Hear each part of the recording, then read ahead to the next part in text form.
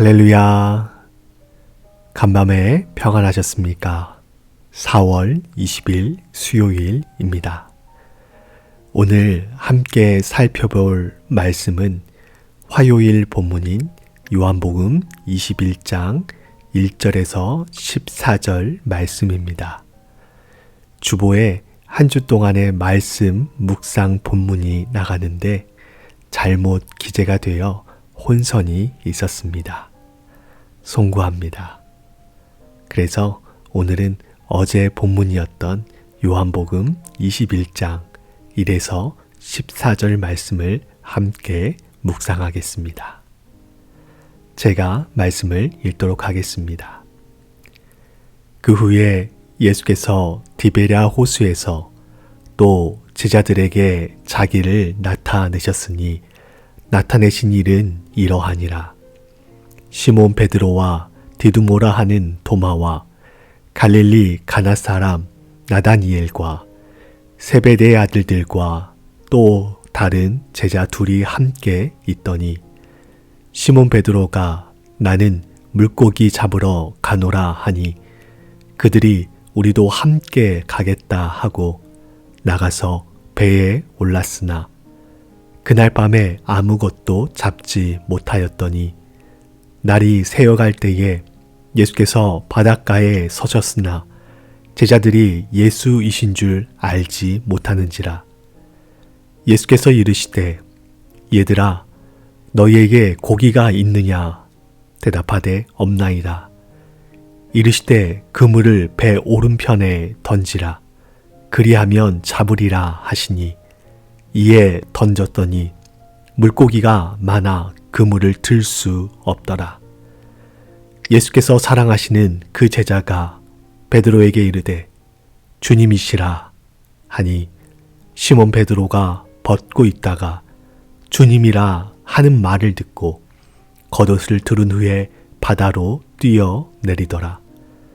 다른 제자들은 육지에서 거리가 불과 한 50칸쯤 되므로 작은 배를 타고 물고기 든 그물을 끌고 와서 육지에 올라보니 숯불이 있는데 그 위에 생선이 놓였고 떡도 있더라. 예수께서 이르시되 지금 잡은 생선을 좀 가져오라 하시니 시몬 베드로가 올라가서 그물을 육지에 끌어 올리니 가득히 찬 큰 물고기가 153마리라. 이같이 많으나 그물이 찢어지지 아니하였더라. 예수께서 이르시되 와서 조반을 먹어라 하시니 제자들이 주님이신 줄 아는 고로 당신이 누구냐 감히 묻는 자가 없더라. 예수께서 가셔서 떡을 가져다가 그들에게 주시고 생선도 그와 같이 하시니라. 이것은 예수께서 죽은 자 가운데서 살아나신 후에 세 번째로 제자들에게 나타나신 것이라. 아멘. 오늘 본문에서 예수님께서는 디베랴 호숫가에서 제자들에게 나타나셨습니다. 시몬 베드로와 도마와 갈릴리 가나 사람 나다니엘과 세베대의 아들들과 또 다른 제자 둘이 베드로와 함께 배에 올라 물고기를 잡고 있었습니다. 밤이 새도록 그들은 그물을 던졌지만 아무것도 잡지 못하였습니다. 그때 예수님께서 바닷가에 서서 제자들에게 얘들아 너희에게 고기가 있느냐 라고 물으셨습니다. 제자들은 그 소리를 듣고 예수님이신 줄 알지 못했습니다. 그러고는 아무것도 잡지 못했다라고 답하지요. 예수님께서 그물을 배 오른편에 던져라. 그리하면 잡을 것이다 말씀하셨습니다. 이에 배 오른편에 그물을 던졌더니 물고기가 많이 잡혀 그물을 들어 올릴 수 없을 정도가 되었습니다. 제자들은 어부입니다. 그들은 전문가이죠. 그런데 그들의 밤샘 수고에도 불구하고 그들의 그물에는 물고기 한 마리 없었습니다. 그런데 예수님의 말씀에 따라 그물을 배 오른편에 던졌을 때 그물을 들어올릴 수 없을 정도로 많은 물고기가 잡히게 되었습니다. 하나님은 때로 우리의 그물을 빈 것이 되게 하십니다. 아무리 수고하고 노력해도 빈 그물이 되게 하실 때가 있습니다. 때로는 그 반대로 들어올릴 수 없을 정도로 그물에 가득 차게 하실 때가 있습니다. 언제, 어떻게, 왜 우리의 그물이 텅 비고 반대로 가득 채워지는지 우리는 알 수 없습니다. 그러나 분명한 것은 텅 비워짐과 가득 채워짐, 그 모든 것이 하나님께서 우리의 인생을 다스리시는 방법이라는 사실입니다. 하나님은 때로 우리를 가난하게 하시며 때로는 부하게 하십니다.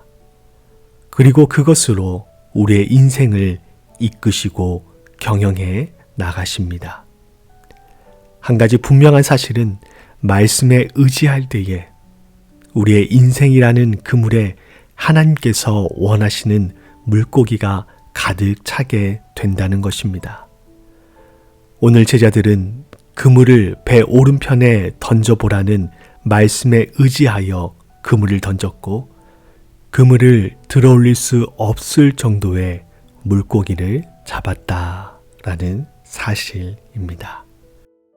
그때 옆에 있던 제자가 베드로에게 예수님이시다 라고 말씀하셨습니다. 내가 사랑하는 예수님. 그렇지만 두려움에 사로잡혀 사람들 앞에서 부인하고 저주했던 예수님. 그 예수님의 목소리가 베드로에게 들렸던 것이지요. 예수님과 제자들의 거리는 50칸쯤 되었다고 기록하고 있는데 이는 약 90m 정도 되는 거리입니다. 베드로는 그물을 들어올릴 새도 없이 물에 뛰어들어 예수님께 헤엄쳐 갔습니다. 그렇게 육지에 올라갔더니 그 자리에는 숯불과 그 위에 생선이 놓여 있었고 떡도 함께 있었습니다. 예수님은 베드로에게 지금 잡은 생선을 좀 가져오라 말씀하시고서 또한 와서 아침 식사를 하라고 말씀하셨습니다. 숯불과 그 위에 구워져 있는 생선과 떡은 갑자기 생긴 것이 아니지요. 숯불을 만들기 위해서는 장작에 불을 피워야 합니다. 어느 정도 장작이 태워진 후에야 적당한 불과 온도가 있는 숯불이 되는 것이지요. 그리고 그 위에 생선과 떡을 구울 수 있는 것입니다. 여기에서 우리는 예수님의 사랑을 발견할 수 있습니다. 예수님은 자신을 부인하고 떠났던 제자들, 예수님을 따르기 전에 삶의 모습으로 되돌아간 이들을 모른 채 하지 않으셨습니다. 그들을 위해 장작에 불을 피웠고 그 위에 물고기와 떡을 구워놓고 준비하셨습니다. 제자들을 위한 예수님의 사랑의 식탁이 차려진 것이지요. 더군다나 오늘 예수님께서 제자들에게 나타나신 것은 부활 후 처음이 아니라 세 번째로 나타나신 것이라고 성경은 기록하고 있습니다. 요한복음 20장에서 부활하신 예수님께서는 유대인들을 두려워하여 문을 닫고 모여있는 제자들에게 나타나셔서 너희에게 평강이 있을지어다 라고 하시며 그들에게 샬롬을 선포하셨고 상처난 손과 옆구리를 제자들에게 보여주셨습니다. 그런데 그 자리에는 도마가 없었지요. 그러자 예수님께서는 8일 후에 다시 제자들과 도마에게 나타나셨고 부활하신 자신을 드러내셨습니다. 그리고 오늘 디베랴 호숫가에서 세 번째 자신을 드러내셨고 이른 아침부터 정성스레 사랑의 식탁을 준비하여 제자들을 위로하셨습니다. 예수님을 만난 제자들, 그리고 예수님이 준비한 아침 식사를 대하는 그들의 마음은 어땠을까요? 아마 매우 복잡했을 것 같습니다. 반가움은 물론이요, 한편으로는 죄송함이 가득했을 것입니다. 예수님의 제자가 되어 3년 동안 동거동락을 했습니다. 끝까지 예수님을 따르겠다고 했지만 예수님이 붙잡히시자 언제 그랬냐는 듯이 예수님을 부인했고 떠나 버렸습니다. 오늘 이전에도 2번이나 예수님께서 제자들에게 나타나셔서 자신의 부활하심을 드러내시고 평강을 주셨지만 제자들은 예수님의 처음의 부르심을 잊어버리고 언제 그랬냐는 듯이 다시 예전의 생업으로 돌아가 버렸습니다. 그런 그들에게 예수님은 이른 아침부터 나타나셔서 정성스레 식사를 준비해 주셨습니다. 그들의 부족함을 나무라지도 않으셨습니다. 우리 주님은 사랑의 주님이십니다. 그 사랑으로 인류를 위해 자신의 목숨을 내어 주셨습니다. 그 사랑은 일회적인 사랑이 아닙니다. 제자들을 대하시는 예수님의 모습은 우리를 향하신 하나님의 사랑이 반복적이고 지속적인 사랑임을 말해주고 있습니다.